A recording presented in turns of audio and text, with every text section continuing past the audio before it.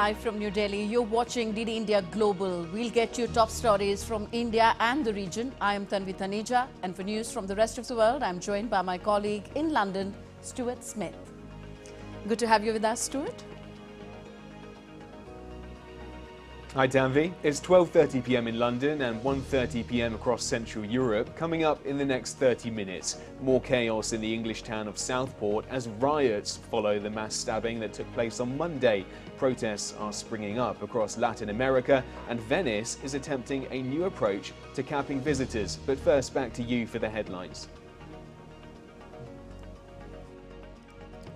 World reacts to the killing of Hamas's political chief Ismail Haniyeh in Iran. Fears of the wider conflict in West Asia rise.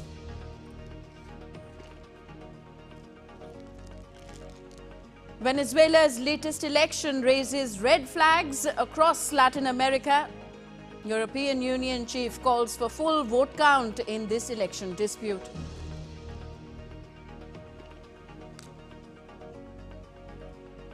And death toll in Wayanad landslides in India's southern Karnataka state crosses 150. Rescue operations on in war footing as many more people are feared to be trapped.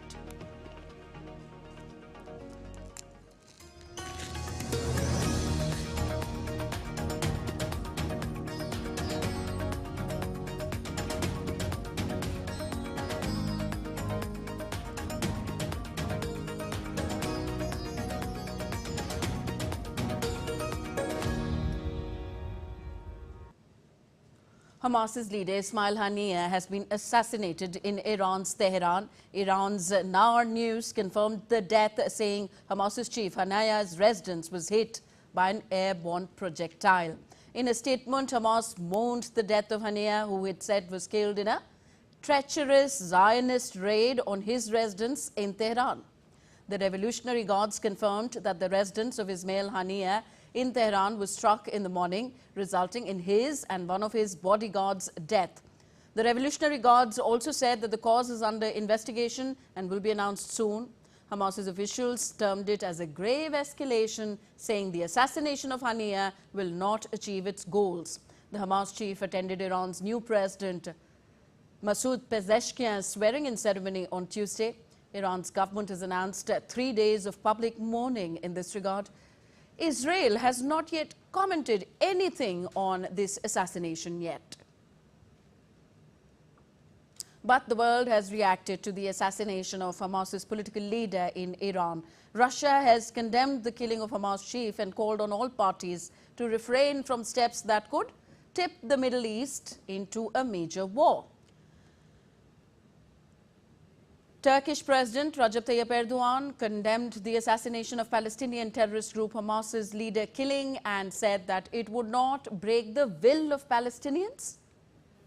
The Prime Minister of Qatar, which has acted as a mediator in ceasefire negotiations between Israel and Hamas, suggested on Wednesday that the killing of Hamas leader Ismail Haniyeh could jeopardize efforts to secure a truce in Gaza.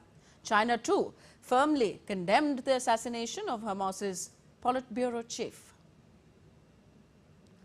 And speaking to media, U.S. Secretary of State Antony Blinken stressed on keeping focus on getting the ceasefire and not being distracted. This is in interest of those women, children, hostages and others stuck and affected by the situation, he said. I think nothing takes away from the importance of, as I said a moment ago, getting to the ceasefire, which is manifestly in the interests of the hostages and bringing them home. It's manifestly in the interests of Palestinians who are suffering terribly every single day, children, women, men in Gaza who've been caught in this crossfire of Hamas's making. It's profoundly in the interest of trying to put things on a better path, not only in Gaza, but actually throughout the region, because so much is tied to what's happening in Gaza right now. So DD India's Sarah Coates joins us live from Tel Aviv now. Sarah, what do we know more of Ismail Haniyeh's assassination? Have more details emerged out of this killing? Hello there, Tanvi. Just to elaborate on what we just heard from the US Secretary of State, Antony Blinken, he's also come out in the last few minutes to say that the United States was not aware of this and was also not involved. Now, this happened in the very early hours of the morning in Tehran. It happened when Ismail Haniyeh was in the country. Of course, he had been attending the inauguration of Iran's new president. Now, he was staying at a special residence for retired war veterans. He was killed alongside his bodyguard. And we do, of course, have a lot of reaction coming in. We've heard from Iran's supreme leader, Ayatollah Ali Khamenei. He's come out to say that Israel has brought the severest punishment on itself with the assassination of Haniyeh on our land. Also, we've heard from Hamas's armed wing saying that the killing of Haniyeh will have major repercussions, calling it a treacherous Zionist act. Now, we do understand that the funeral for Ismail Haniyeh will be held in Tehran tomorrow on Thursday, with his body then taken to Qatar after that. But really, Tanvi, what this does is it does have major ramifications. It really ups the ante here in the Middle East, a region that was already on edge in the wake of Saturday's attack in the Golan Heights, which Israel had been blaming on Hezbollah. Yes, so Hamas says Israel was behind the raid, and Israel is yet to comment on this. What are we hearing from Israel as of now, and elaborate more on what does this mean for the ceasefire and hostage release talks?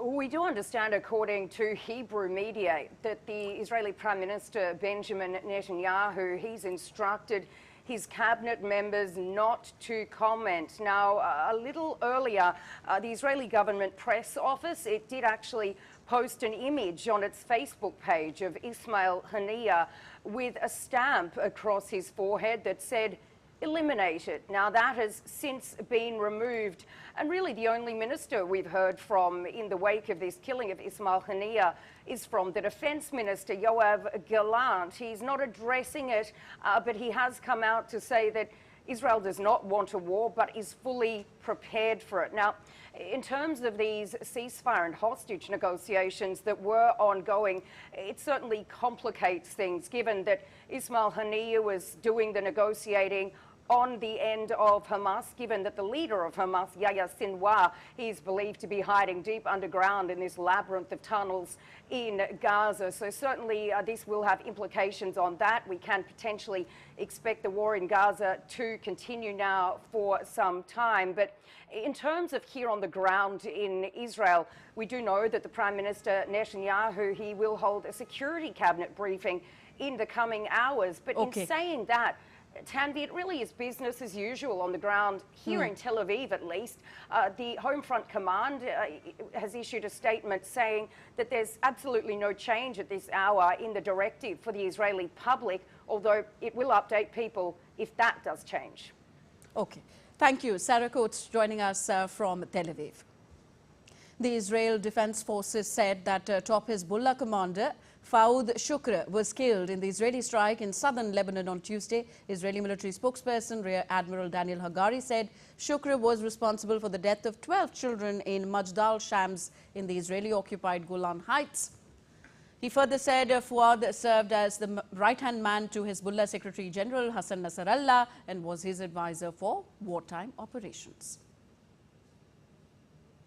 The IDF carried out a targeted strike in Beirut on Fouad Shukr, also known as Said Muhsin. Fouad Shukr was the right-hand man to Hassan Nasrallah, Hezbollah's leader and his advisor in planning and directing attacks and operations. Fouad Shukr was the commander responsible for the Majdal Shams massacre, in which 12 children were murdered. The IDF will not tolerate terrorist attack on Israeli civilians.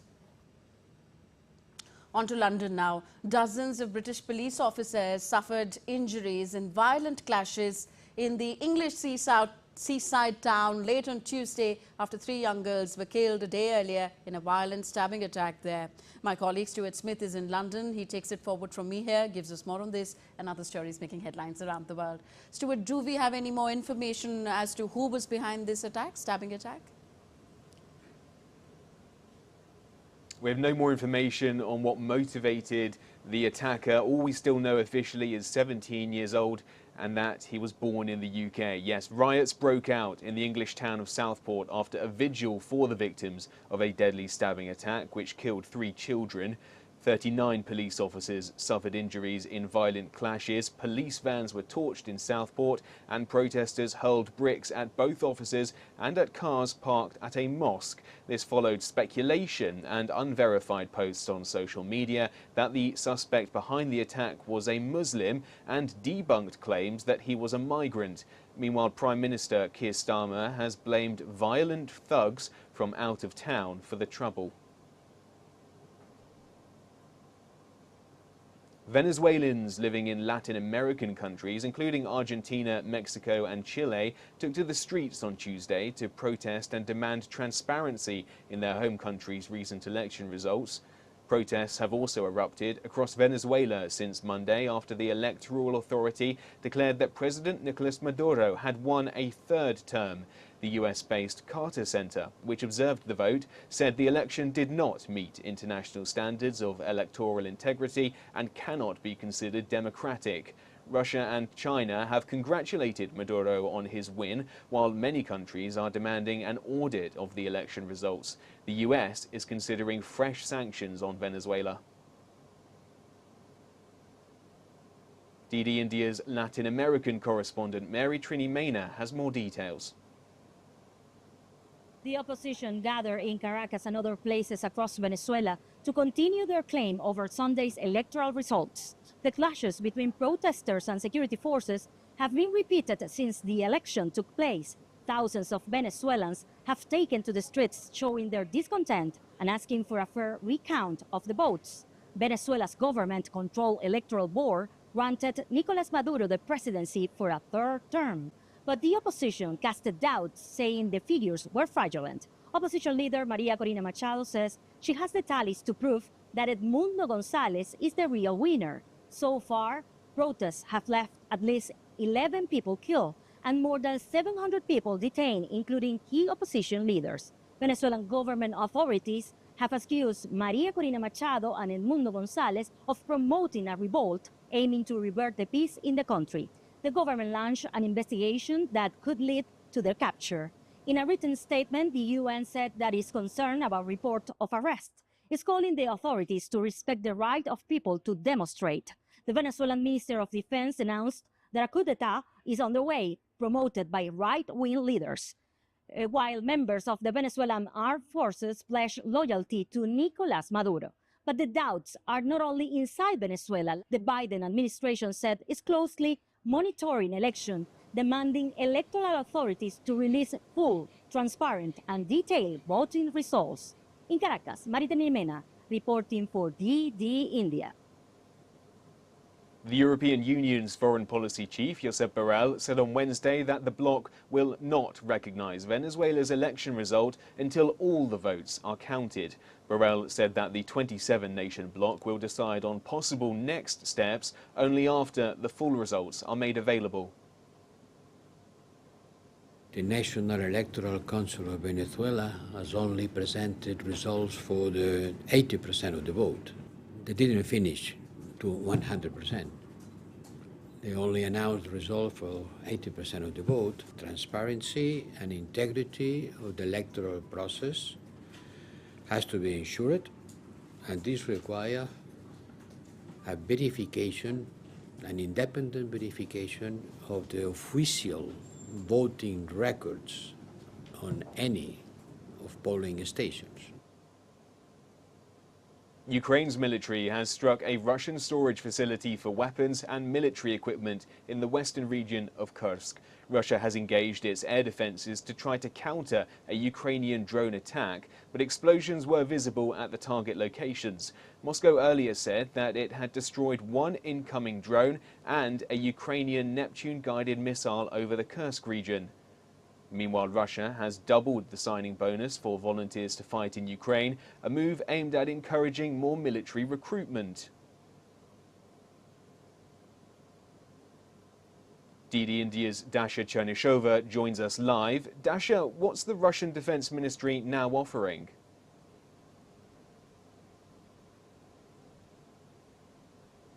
Well, the Russian President Vladimir Putin has signed a decree which provides for the increased sign-up payments to anyone who is joining the Russian military and is going to fight in the area of the so-called special military operation in Ukraine.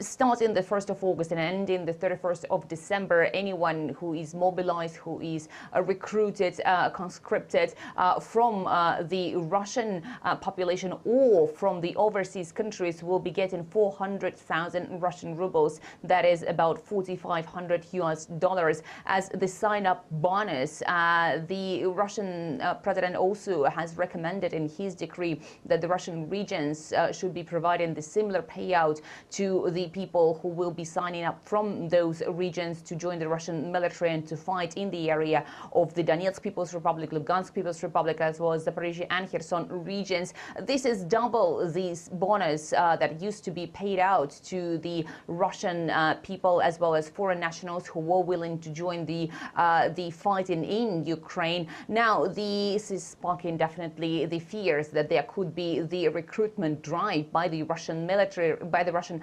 authorities, or the new wave of mobilization in Russia. But Moscow has said that this is not the case. There are no plans for a new wave of mobilization, according to the Kremlin. Dmitry Peskov, Kremlin spokesman, has said that this move is aimed to provide further support of anyone who is fighting to defend Russia, as Russia describes it, and not because of any changes in the Russian goals in Ukraine.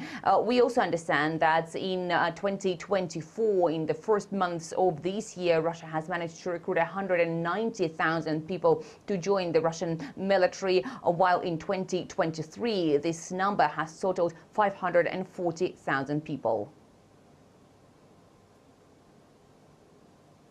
Dasha Shonishova there in Moscow. Thank you very much. Italy is introducing a limit for tourist groups to 25 people and a ban on the use of loudspeakers effective from August 1st. The decision aims to protect the lagoon city of Venice and reduce the pressure of mass tourism. Earlier, Venice had also introduced a €5 tax for day trippers in April. With this, Venice has become the world's first city to test such a system. Recently, locals at another city had pressed for a cap on tourists who put pressure on infrastructure and impact the lives of residents. That's it from me here in London. Back to you in the studio. Thank you, Stuart. Stuart Smith joining us from London on DD India Global. Shifting our attention to the Indo-Pacific region now. Germany is increasing its participation in military training in the Indo-Pacific region, for which German Defense Minister Boris Pistorius has embarked on a multi-day trip that includes meeting with top economy and security leaders. Defense Minister has said that stability and security in both the Indo-Pacific and Europe are closely linked. Pistorius has also stressed that China's growing influence in the region is creating instability and unpredictability. Germany is participating for the first time with a frigate and an operations group supply ship. And for more on the story, we are joined by DW's Emily Leshner from Berlin on the story. Hi, Emily. Tell us first, where all is the German Defense Minister traveling, and why is Germany interested in the Indo-Pacific region? Hi, thanks for having me. Well, Pistorius was in Hawaii yesterday, and he's going on to Philippines and South Korea. And in terms of your question as to why Germany is interested in this region, it's a very important region for the country. Germany is trying to enhance its collaboration with political partners in the Indo-Pacific at the moment. There are concerns from some smaller states about China's dominance in the area. China has been building up its military and making territorial claims in the South China Sea. It's deployed coast guards, maritime militia, as well as sea and air forces in these waters that it says belong to its territory. So global stability through security is one main reason why Germany is interested in the area. Trade is another. Back in 2020, the German cabinet created policy guidelines for engagement in the Indo-Pacific. And in these guidelines was a mention of the importance that the region had for the German economy and the global economy. with Germany being one of the world's largest exporting nations, it has a strong interest in ensuring free shipping and trade routes. Almost 60% of all global economic output being generated comes from the Indo-Pacific. So Berlin needs to ensure that trade can flow freely. Yes. And so that's why this area is of particular interest to And Germany. in particular, Emily, what is Boris Pistorius trying to accomplish with this trip? Well, he's on a multi-day trip, as I mentioned, started with Hawaii, where the German Navy is participating in a military exercise, which is being led by the U.S. The exercise is called RIMPAC, and it takes place every 2 years. 29 countries participate in it, including France and Britain. And so the main objective for Pistorius is to demonstrate Germany's presence in the Indo-Pacific region, which has growing geopolitical significance, particularly as it relates to foreign defense. The war in Ukraine was a big turning point for Germany in terms of the state of its military readiness, assessing the state of its military readiness and its position as a global leader. Germany has been strengthening its military presence in the area amid the rising tensions between China and Taiwan. There are also rising tensions between China and the U.S. And when Pistorius was in Hawaii on Tuesday, he spoke about this close link between stability and security in both Indo-Pacific and Europe. He sees cooperation between the two regions as critical to stable world order. And so that's why he is engaging on this agenda trip. But I think the main thing that we'll need to focus on the next few days, it'll tell us a lot, is whether or not he will make the call to allow German ships to pass through the Taiwan Strait. That's the body of water between China and Taiwan. Doing so could escalate tensions with Beijing, but Pistorius earlier this summer called it an option. So we'll have to wait and see. Yeah, we'll have to wait and see. Thank you, Emily. Emily Leshner joining us from DW headquarters in Berlin. And on to India now. In a major push to the Indian government's initiative of internship scheme, Bengaluru-based cybersecurity company CISA InfoSec has signed an MOU with the Dayanand Sagar University to establish a center of excellence and incubation center in cybersecurity to train and provide internships to its students. CEO and founder CISA, Doordarshan Shantamurthy, and Dean of School of Engineering at the DSU collectively called for more such collaborations between the industry and the academia. It's a major strategic initiative between CISA and Dayanand Sagar. One of the key things is Dayanand Sagar is making huge investments in building talent, which is required for the country. I think as part of our budget, our Honorable Finance Minister also spoke about internship giving a big push. And we at CISA are also working closely with Dayanand Sagar to make that come through. So looking to foster great cybersecurity skill talent in the country for as part of our government initiative of Viksit Bharat by 2040. The groundbreaking 46th World Heritage Committee session concluded in New Delhi on Wednesday. Bulgaria will host the next edition of the World Heritage Committee session in Sofia city. The 10-day deliberation saw 24 new sites being approved for inclusion in the World Heritage List. The addition of museums raises India's total number of World Heritage sites to 43. Of new nomination, new World Heritage sites, and one of them, and the first site which was inscribed is the Indian site, Moy Dams. And I really like to congratulate the people of India for bringing this file as a World Heritage site. There has been also other important decisions taken, like the removal of certain sites from the list in danger. India's External Affairs Minister Dr. S. Jaishankar called on the Prime Minister of the Socialist Republic of Vietnam, Pham Minh Chinh, on Wednesday. Prime Minister of Vietnam, Pham Minh Chinh, is on a state visit to India from 30th of July to 1st of August. Both the leaders discussed bilateral relationship, regional and global issues of mutual interest. Now, the death toll in the landslides that hit the southern Indian state of Kerala's Wayanad district has crossed 150 as more bodies are retrieved from the debris. Union Minister George Kurian visited and inspected the relief camps and also extended help at Ground Zero. India's Southern Naval Command dispatched a disaster relief team of 68 personnel, including medical team, equipment, and these equipments were deployed from INS Zamorin for aid in the affected areas. Medical camps have also been set up to provide aid to the region. 19 workers have so far been rescued from the site. The Indian Air Force helicopters distributed 250 kilograms of food and drinking water provided by Kozhikode District Administration to the flood-affected areas of Churamala and Mundakai regions. Days of incessant rain triggered a series of landslides on Tuesday, injuring scores of people and several others still remaining missing. That's nature's fury there for you in Kerala's Wayanad. Time to think and ponder about climate change. That's all for this edition of DD India Global. Do let us know your thoughts on the news of the day. For those on the go, you can catch all the latest news and updates on our DD India mobile app. The app is available on both Android and iOS platforms. We'll be back with more news as it breaks here on DD India. I'm Tanvi Taneja from my entire team here in New Delhi. Thank you for watching. Namaskar.